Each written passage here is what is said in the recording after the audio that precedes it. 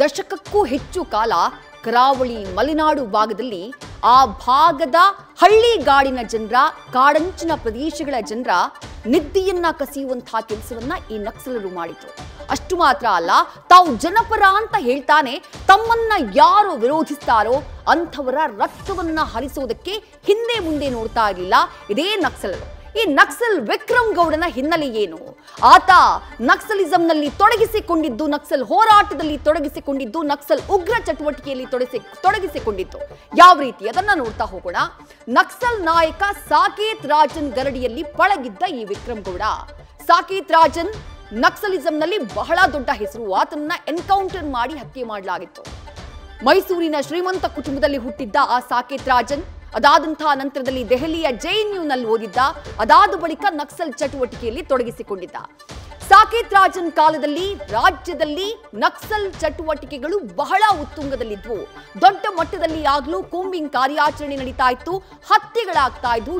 ಎಷ್ಟೋ ಜನ ನಕ್ಸಲರ ಗುಂಡೇಟಿಗೆ ಬಲಿಯಾಗಿದ್ರು, ಅವರ ಕ್ರೌರ್ಯಕ್ಕೆ ಬಲಿಯಾಗಿದ್ರು. ಆದ್ರೆ 2005ರ ಫೆಬ್ರವರಿ 5ನೇ ತಾರೀಕು ಮೆಣಸಿನಹಾಳ್ಯದಲ್ಲಿ ನಕ್ಸಲಿಸಂನ ನಾಯಕತ್ವವನ್ನು ವಹಿಸಿಕೊಂಡಿದ್ದಂತಹ ಇದೇ ಸಾಕೇತ್ ರಾಜನ್ನನ್ನ ಎನ್ಕೌಂಟರ್ ಮಾಡಿಬಿಡ್ತಾರೆ. ಭದ್ರತಾ ಪಡೆಗಳು ಎನ್ಕೌಂಟರ್ ಮಾಡುವಲ್ಲಿ ಸಕ್ಸಸ್ ಆಗ್ತಾರೆ. ಸಾಕೇತ್ ರಾಜನ್ ಜೊತೆ ಇದ್ದಂತಹ ಈ ವಿಕ್ರಮ್ ಗೌಡ ಆ ಸಂದರ್ಭದಲ್ಲಿ ತಪ್ಪಿಸಿಕೊಂಡಿದ್ದ. ಸಾಕೇತ್ ರಾಜನ್ ಜೊತೆಗೆ ಪಳಗಿದ್ದ. ಆದ್ರೆ ಸಾಕೇತ್ ರಾಜನ್ ಹತ್ಯೆಯಾದಂತಹ ಸಂದರ್ಭದಲ್ಲಿ ಅಲ್ಲಿಂದ ತಪ್ಪಿಸಿಕೊಳ್ಳುವಲ್ಲಿ ಈ ವಿಕ್ರಮ್ ಗೌಡ ಸಕ್ಸಸ್ ಆಗಿದ್ದ. ಸಾಕೇತ್ ರಾಜನ್ ಸಾವಿನ ಬಳಿಕ ನಕ್ಸಲ್ ತಂಡವನ್ನ ಮುನ್ನಡೆಸುವಂತಹ ಜವಾಬ್ದಾರಿ ಈ ವಿಕ್ರಮ್ ಗೌಡನ ಹೆಗಲೇ ಇರುತ್ತೆ. ಆನಂತರ ಸಾಕೇತ್ ರಾಜನ್ನ ಬಳಿಕ ಒಬ್ಬ ಪ್ರಾಮಿನೆಂಟ್ ನಾಯಕನಾಗಿ, ಒಬ್ಬ ಪ್ರಾಮಿನೆಂಟ್ ಲೀಡರ್ ಆಗಿ ನಕ್ಸಲರ ಬಳಗದಲ್ಲಿ ಈ ವಿಕ್ರಮ್ ಗೌಡ ಗುರುತಿಸಿಕೊಂಡಿದ್ದ. ತನ್ನ ನಾಯಕನ ಹತ್ಯೆಗೆ ರಿವೆಂಜ್ ತೀರಿಸುವ ಸಲುವಾಗಿ ಹೊಂಚನ್ನ ಹಾಕ್ತಾ ಇದ್ದ ಈ ವಿಕ್ರಮ್ ಗೌಡ. ಅದಕ್ಕಾಗಿಯೇ ತನ್ನ ಟೀಮ್ನ ಸ್ಟ್ರಾಂಗ್ ಮಾಡಿಕೊಳ್ಳುವಲ್ಲಿ ಆತ ನಿರತನಾಗಿದ್ದ. 20ಕ್ಕೂ ಹೆಚ್ಚು ಪ್ರಕರಣಗಳಲ್ಲಿ ಪೊಲೀಸರಿಗೆ ಬೇಕಾಗಿದ್ದ ಈ ನಕ್ಸಲ್ ವಿಕ್ರಮ್ ಗೌಡ ಕಳೆದ 20 ವರ್ಷಗಳಿಂದ ನಕ್ಸಲೈಟ್ ಆಗಿ ತಲೆಮರೆಸಿಕೊಂಡು ಓಡಾಟವನ್ನ ಮಾಡ್ತಾ ಇದ್ದ. ಕರ್ನಾಟಕದ ಕಾಡುಗಳಲ್ಲಿ, ತಮಿಳುನಾಡಿನಲ್ಲಿ ಹಾಗೆ ಕೇರಳದಲ್ಲಿ ಈತ ಓಡಾಟವನ್ನ ಮಾಡ್ತಾ ಇದ್ದ.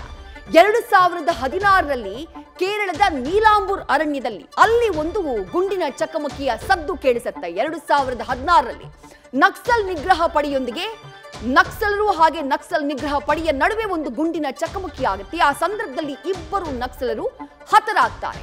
ಈ ಸಂದರ್ಭದಲ್ಲಿ ಅಲ್ಲಿಂದ ಪರಾರಿಯಾಗುವಲ್ಲಿ ಈ ವಿಕ್ರಮ್ ಗೌಡ ಸಕ್ಸಸ್ ಆಗಿದ್ದಾನೆ. 2016ರಲ್ಲಿ ಕೇರಳದಿಂದ ತಪ್ಪಿಸಿಕೊಂಡು ಬರ್ತಾನೆ. ಕೇರಳದಲ್ಲಿ ಚಟುವಟಿಕೆಗಳನ್ನ ನಡೆಸ್ತಾ ಇದ್ದಂತಹ ವಿಕ್ರಮ್ ಗೌಡ ಆ ನಂತರ ರಾಜ್ಯಕ್ಕೆ ಆಗಮಿಸ್ತಾನೆ. ಅಲ್ಲಿ ನಿಯಮಗಳು ಬಿಗಿಯಾಗ್ತಾ ಇದ್ದ ಹಾಗೆ, ಕೂಂಬಿಂಗ್ ಕಾರ್ಯಾಚರಣೆಗಳು ಬಿಗಿಯಾಗ್ತಾ ಇದ್ದ ಹಾಗೆ ಕರ್ನಾಟಕಕ್ಕೆ ಬರ್ತಾನೆ. ಹಾಗೂ ಬಂದವನು ಇತ್ತೀಚೆಗೆ ಆತ ಹುಟ್ಟಿ ಬೆಳೆದಿದ್ದಂತಹ ಆ ಪ್ರದೇಶ, ಹೆಬ್ರಿಯ ಪ್ರದೇಶ ಏನಿದೆ, ಅಲ್ಲಿಗೆ ಬಂದಾಗ ಆತ ತನ್ನ ಸಹಚರರ ಜೊತೆ, ತನ್ನ ಸಹ ನಕ್ಸಲರ ಜೊತೆ ಆತ ಎಂಟ್ರಿ ಆದಂತಹ ಸಂದರ್ಭದಲ್ಲೇ ANF team, anti Naxal force team, ಆತ ಹಾಗೆ ಆತನ ಟೀಮ್ನ ಜೊತೆ ಗುಂಡಿನ ಚಕಮಕಿಯನ್ನ ನಡೆಸುತ್ತೆ. ಆ ಸಂದರ್ಭದಲ್ಲಿ ಆ ಟೀಮ್ನ ಸದಸ್ಯರು ANF ಟೀಮ್ ಮೇಲೆ ಗುಂಡಿನ ದಾಳಿಯನ್ನ ಮಾಡೋದಕ್ಕೆ, ಅಟ್ಯಾಕ್ ಮಾಡೋದಕ್ಕೆ ಮುಂದಾಗ್ತಾರೆ. ಆ ಸಂದರ್ಭದಲ್ಲಿ ಪೊಲೀಸರು ಮಾಡಿದಂತಹ ಎನ್ಕೌಂಟರ್ನಲ್ಲಿ, ANF ಟೀಮ್ ಮಾಡಿದಂತಹ ಎನ್ಕೌಂಟರ್ನಲ್ಲಿ ವಿಕ್ರಮ್ ಗೌಡ ಹತನಾಗಿದ್ದಾನೆ.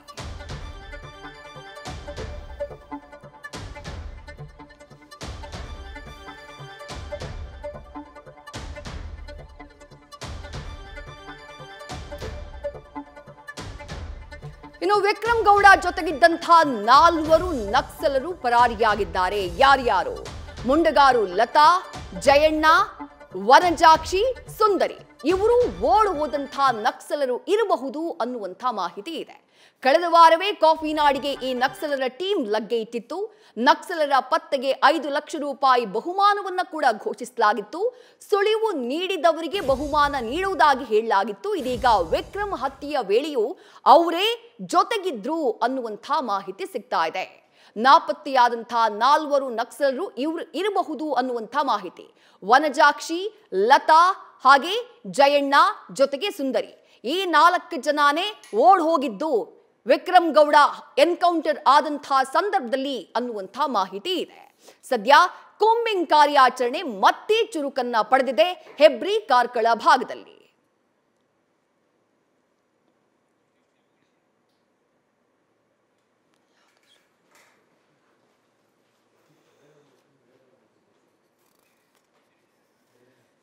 ನಾಪತ್ತೆಯಾದ ನಕ್ಸಲರ ಹಿನ್ನೆಲೆ ಏನು ಅದನ್ನ ನೋಡ್ತಾ ಹೋಗೋಣ. ಮೊದಲನೇದಾಗಿ ಮುಂಡಗಾರು ಲತಾ, ಈಕೆ ಶೃಂಗೇರಿಯ ಕೊಪ್ಪ ಮೂಲದವಳು ಅನ್ನುವಂಥ ಮಾಹಿತಿ ಇದೆ. ಇನ್ನು ಕರ್ನಾಟಕದಲ್ಲಿ ಕೆಂಪು ಉಗ್ರರ ಇತಿಹಾಸ ಅದು ಯಾವ ರೀತಿಯಾಗಿದೆ ಅನ್ನೋದನ್ನ ಮೊದಲಿಗೆ ನೋಡ್ತಾ ಹೋಗೋಣ. ಮಲೆನಾಡಿನಲ್ಲಿ 2001ರಿಂದ ನಕ್ಸಲ್ ಚಳವಳಿ ಆರಂಭ ಆಗುತ್ತೆ. ಕುದುರೆಮುಖ ರಾಷ್ಟ್ರೀಯ ಉದ್ಯಾನವನದಿಂದ ಈ ಚಳವಳಿ ಶುರುವಾಗುತ್ತೆ. 2001ರಲ್ಲಿ ಉದ್ಯಾನವನವನ್ನ ಅರಣ್ಯ ಇಲಾಖೆ ಘೋಷಿಸಿತ್ತು. ಆ ಪ್ರಾಜೆಕ್ಟ್ನ ಘೋಷಣೆ ಮಾಡಿತ್ತು. ಆ ಘೋಷಣೆ ಬೆನ್ನಲ್ಲೇ ನಕ್ಸಲ್ ಚಟುವಟಿಕೆ ಚುರುಕನ್ನ ಪಡ್ಕೊಳ್ಳೋದು. 2002ರಿಂದ ಮಲೆನಾಡಿನಲ್ಲಿ ನಕ್ಸಲ್ ಚಟುವಟಿಕೆ ನೇರವಾಗಿ ಆರಂಭ ಆಗುತ್ತೆ. 2002ರಲ್ಲಿ ಚೀರಮ್ಮ ಪ್ರಕರಣದಿಂದ ಈ ಕೃತ್ಯ ಬೆಳಕಿಗೆ ಬರುತ್ತೆ. ತರಬೇತಿ ವೇಳೆ ಮಿಸ್ ಫೈರ್ ಆಗಿ ಚೀರಮ್ಮಗೆ ಗುಂಡೇಟು ತಗುಲಿತ್ತು. 2002ರಿಂದ ಇಲ್ಲಿವರೆಗೂ 4 ನಕ್ಸಲರ ಎನ್ಕೌಂಟರ್ ಆಗಿದೆ. ನಕ್ಸಲರು ಹಾಗೆ ಪೊಲೀಸರ ನಡುವೆ ನಡೆದಂತಹ ಕಾಳಗದಲ್ಲಿ 6 ಗಿರಿಜನರು ಬಲಿಯಾಗಿದ್ದಾರೆ. ಶರಣಾಗತಿ ಪ್ಯಾಕೇಜ್ ಅಡಿ 15 ಮಂದಿ ಶರಣಾಗತಿಯಾಗಿದ್ದಾರೆ. ನಕ್ಸಲ್ ನಾಯಕ ಸಾಕೇತ್ ರಾಜನ್ ಎನ್ಕೌಂಟರ್ ಆದಂಥ ಬಳಿಕ ಆ ತಂಡಕ್ಕೆ ಬಿಜೆ ಕೃಷ್ಣಮೂರ್ತಿ ನಾಯಕತ್ವವನ್ನು ವಹಿಸಿಕೊಳ್ತಾನೆ. ಆದರೆ ಕಳೆದ ವರ್ಷ ಕೇರಳ ಪೊಲೀಸರಿಗೆ ಈ ಬಿಜೆ ಕೃಷ್ಣಮೂರ್ತಿ ಶರಣಾಗ್ಬಿಡ್ತಾನೆ. ಕೃಷ್ಣಮೂರ್ತಿಯ ಬಳಿಕ ಇದೇ ವಿಕ್ರಮ್ ಗೌಡ ಎಎನ್ಎಫ್ ಟೀಮ್ನಿಂದ ಹತನಾದಂಥ ಎನ್ಕೌಂಟರ್ನಲ್ಲಿ ಹತ್ಯೆಗೀಡಾದಂಥ ವಿಕ್ರಮ್ ಗೌಡ ನಾಯಕನಾಗಿದ್ದ. ಸದ್ಯ ಈ ವಿಕ್ರಮ್ ಗೌಡ ಕೂಡ ಪೊಲೀಸ್ ಎನ್ಕೌಂಟರ್ಗೆ ಬಲಿಯಾಗಿದ್ದಾನೆ. ಇವರ ಉದ್ದೇಶ ಏನಾಗಿತ್ತು?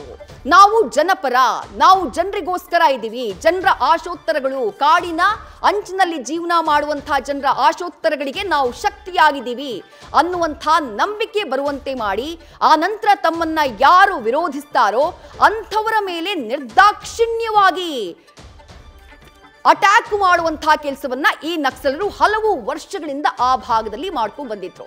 ಇತ್ತೀಚೆಗೆ ನಕ್ಸಲ್ ಚಟುವಟಿಕೆ ಸಂಪೂರ್ಣವಾಗಿ ಮುಗಿದು ಹೋಗಿದೆ ಅನ್ನುವಂತಹ ಭಾವನೆ ನಿರ್ಮಾಣ ಆಗಿತ್ತು ಮಲೆನಾಡು ಹಾಗೆ ಕರಾವಳಿಯ ಭಾಗದಲ್ಲಿ. ಆದರೆ ವಿಕ್ರಮ್ ಗೌಡ ಎನ್ಕೌಂಟರ್ನ ನಂತರ ಮತ್ತೆ ಎಲ್ಲಿ ನಕ್ಸಲ್ ಕಾರ್ಯ ಚಟುವಟಿಕೆ ಚುರುಕು ಪಡೆದಿದೆಯೋ ಅನ್ನುವಂಥ ಅನುಮಾನ ಮೂಡ್ತಾ ಇದೆ.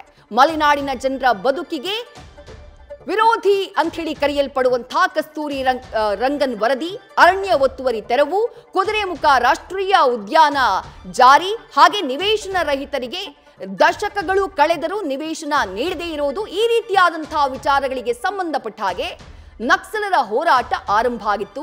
ಅದಾದ ನಂತರ ಅದು ರಕ್ತ ಸಿಕ್ತ ಸ್ವರೂಪವನ್ನ ಪಡ್ಕೊಳ್ತು. ಎಷ್ಟು ಜನ ಬಲಿಯಾದ್ರು.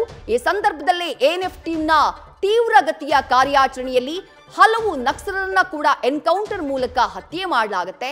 ನಕ್ಸಲರನ್ನ ಮುಖ್ಯವಾಹಿನಿಗೆ ಬರುವುದಕ್ಕೆ ಅವಕಾಶವನ್ನ ಕೂಡ ಸರ್ಕಾರಗಳು ಅವರಿಗೆ ನೀಡಿತ್ತು. ಹಲವು ನಕ್ಸಲರು ಸರ್ಕಾರದ ಈ ಪುನರ್ವಸತಿ ಪ್ಯಾಕೇಜ್ ಅನ್ನ ಒಪ್ಪಿಕೊಂಡು ಬಂದೂಕನ್ನ ಬಿಟ್ಟು ವಾಪಸ್ ಮುಖ್ಯವಾಹಿನಿಗೆ ಮರಳಿದ್ರು.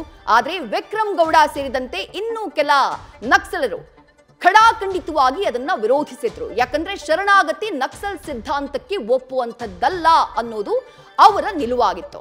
ಇನ್ನು ನಕ್ಸಲ್ ಎನ್ಕೌಂಟರ್ ಹಾಗೆ ಶಿವಮೊಗ್ಗದಲ್ಲೂ ಕೂಡ ಸದ್ಯ ಹೈ ಅಲರ್ಟ್ ಆಗಿದ್ದಾರೆ.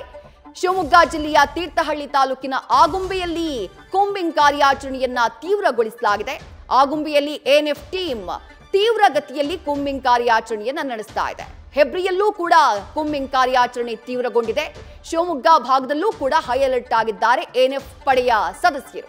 ಹೆಬ್ರಿಯಲ್ಲಿ ಕಣ್ಮರೆಯಾದಂತಹ ಮೂವರಿಗಾಗಿ ಮತ್ತೊಂದು ಕಡೆ ಆಗುಂಬೆಯಲ್ಲೂ ಕೂಡ ಶೋಧ ಕಾರ್ಯಾಚರಣೆಯನ್ನ ನಡೆಸಲಾಗ್ತಾ ಇದೆ.